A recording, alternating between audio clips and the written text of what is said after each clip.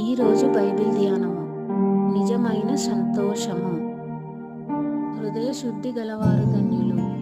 మత్తయి సువార్త 5వ అధ్యాయము 8వ వచనము. ధన్యత అను పదమునకు సంతోషము అని కూడా అర్థము. పరిశుద్ధతయే నిజమైన సంతోషము.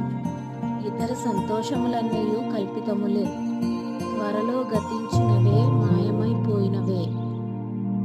ఉష్ణమండలములలో సముద్ర తీరమందు ఇసుక మీద కొంచెము సేపు పరుండుట వలన ఆహ్లాదము కలుగును, సుఖముగా హాయిగా అనిపించును. నీవు ఇసుక మీద పరుండి లేచి సముద్ర తీరం నుండి వచ్చిన తరువాత స్నానము చేసి శుభ్రమైన చక్కని తాజా వస్త్రములను ధరించుకొని ఒక మెత్తని పరుపుపై పరుండగా ఆ పడకపై రవ్వంత ఇసుకుండినా అది నీకు విసుగు పుట్టించును. దానిని దులిపివేయు వరకు నీకు విశ్రాంతి ఉండదు. ఇంతకు ముందు నీవు ఇసుక పైననే పరుండి ఉంటివి, దానిలోనే నీవు ఆనందించితివి.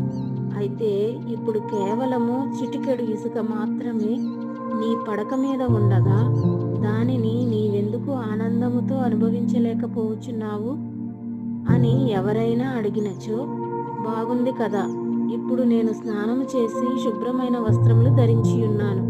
కొన్ని ఇసుక రేణువులైనను ఈ మెత్తని పరుపు మీద ఉన్నచో అవి నాకు నిజముగా చాలా విసుగు కలిగించును అని నీవు జవాబు చెప్పెదవు.